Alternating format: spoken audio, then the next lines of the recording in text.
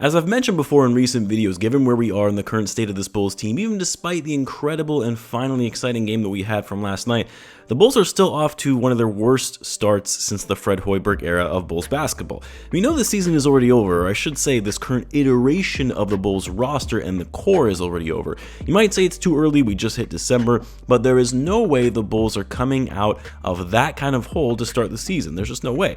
But for the purposes of this video, we're not here to talk about this season, but instead, let's talk about the future of this Bulls team, because I don't know about you guys, but even though it was just one game, I was pretty encouraged by what I saw from last night. And I'm sure some will still be saying, what future? This team arguably still has the bleakest future of any NBA team.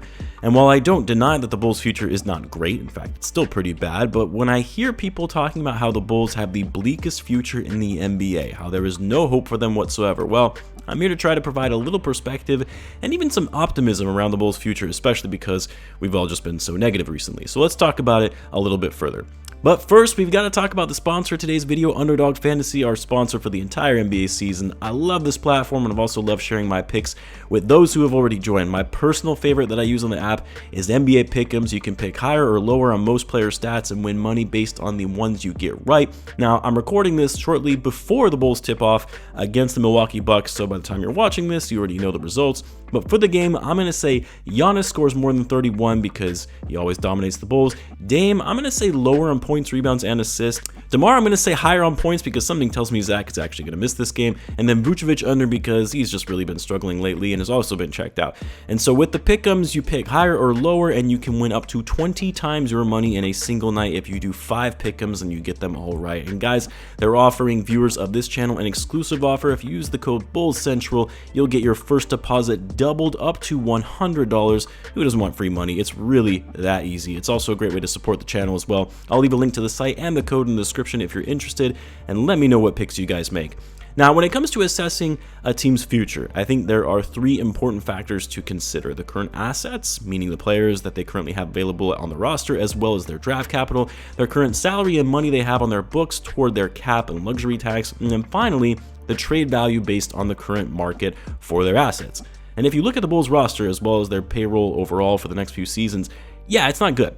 Because when looking ahead to the future, the Bulls have very few young players. They've got Patrick Williams, Coby White, Dalen Terry, Ayo as the only players under 25 who aren't on two-way deals. Sorry, I forgot Julian Phillips as well. And then for Patrick Williams, he's on an expiring deal, so you have to figure out what to do with him and whether you're willing to commit to long-term money for his services.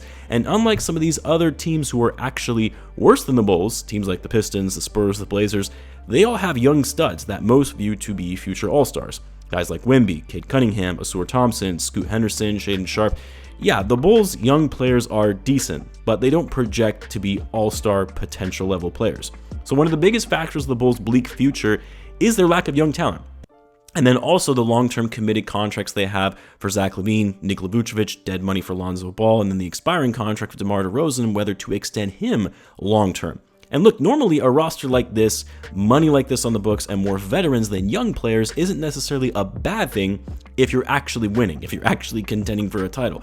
The Bulls aren't even a mid-team at this point. They're one of the worst teams in the NBA. And so to be playing like they have been and being primarily comprised of older players with somewhat limited draft assets, yeah, that's a problem. But let's take a step back for a minute, because while the Bulls situation is not ideal and for all intents and purposes is bleak when looking at the future of this team, you have to remember that if the Bulls trigger a rebuild properly, which that's another debate on whether they can in fact execute a rebuild well, but if they do it properly, they're not in as bad of shape as people are claiming. First of all, and really this is what gave me the idea to do this video, but the Bulls actually have a decent amount of draft capital. I feel like there's this assumption or belief that the Bulls are depleted of draft picks because of the trades they made for Vucevic and the sign and trade for DeMar DeRozan and Lonzo Ball.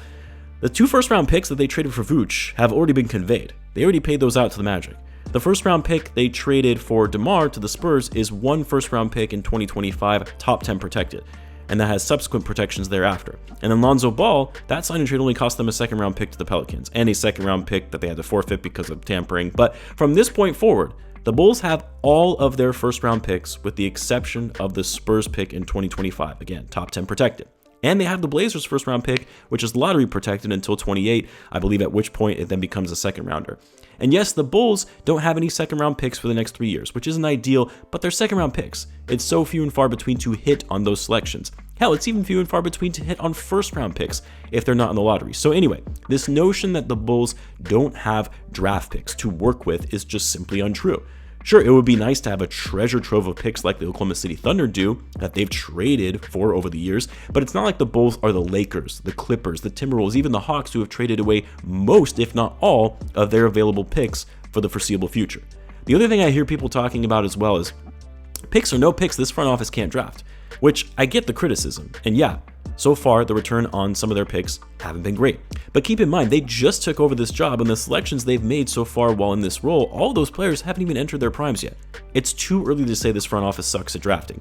I'm not going to say they've knocked it out of the park when it comes to drafting, because they haven't, but we don't know enough of the history. There's not enough sample size to say that these guys don't know how to draft. Let's remember, AK drafted Jokic, Jamal Murray, and Michael Porter Jr. Yeah, Simonovic, that pick was bad, but that was a late second rounder. Who was drafted after Simonovic that you would be like, well, if we only drafted that guy? Patrick Williams, yeah, should not have gone fourth overall. And it's easy to say that they should have drafted Halliburton now, but a lot of teams passed up on Halliburton. And a lot of the guys that went after Pat have been kind of meh. Isaac Okoro, Killian Hayes, Obi Toppin, Denny Avdia, Jalen Smith.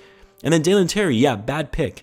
But they also drafted a player to a team that didn't have a role for him on a team of veteran players. Like, that's the other thing. After the game last night, it's pretty clear that sometimes you really just need some of your younger players to play, to really see what they're about, and not just playing in garbage time. Some of these guys really do have potential, and so this notion that the front office doesn't know how to draft, it's really too early to say that, when even some of their earliest draft picks, since taking over, we don't even know what they will fully become, as none of them have entered their primes yet. Now, let's talk about the tradable assets and the value some of these players have. I think most will agree that Zach Lavine, although yes, has his flaws, the attitude for which he's been displaying is not great, and the Bulls losing leverage by Zach requesting a trade lowers his value, but he's still their highest valued asset at the moment, although there is an argument that Alex Caruso could garner more in a trade, but I'll get to him in a little bit. But for Zach Lavine, a player who is in his prime, is an elite scorer, can score on all three levels, three-point shooting, can finish at the rim, has a good mid-range game, good free throw shooter, elite athleticism, there will be a market for him, even if his trade value from relative to what it used to be is lower. At a minimum, you can expect a first round pick and maybe a young prospect or two, a couple role players. I'm not saying that's insane value, but trying to put it in perspective that there is an avenue for the Bulls to use some of these assets to rebuild on top of the draft capital for which they already have. DeMar DeRozan, yes, an expiring contract. Yes, he's 34, has taken a slight step back this season based on what we've seen. And yes, DeMar, as incredible of a scorer as he is and is amazing in the clutch, his style of play does not really fit in your modern day basketball of pace and space. That said, there is no doubt in my mind that a team with aspirations to contend, will be desperate enough to try and go after DeMar to give them another scoring option, even if it's a second or third option. Does it mean the Bulls can get a first round pick for DeMar? Probably not. But even a couple second round picks and maybe a role player, I'm mainly looking at players from the Lakers because we know they're off to a mediocre start and this is their last chance to win a title with LeBron. You could potentially get someone like Rui Hachimura and a couple seconds for DeMar DeRozan, which isn't bad considering DeMar's contract is expiring and he's likely not part of the Bulls' long-term plans anyway. And a guy like Rui is only 25 and helps you get younger. Then you have Alex Caruso. Now, I've said this before and I'll say it again. I don't think the Bulls are going to be trading Caruso. He's too valuable to this team and on such a team-friendly contract that they have to be blown away by an offer to consider moving him. And I don't think teams are going to sell the farm for Alex Caruso. The thing is, AC likely would make a team that is looking to contend be that piece that puts them over the top because he's that impactful on both ends of the floor. But I don't see the Bulls walking away from AC without at least 2 first-round picks attached to it.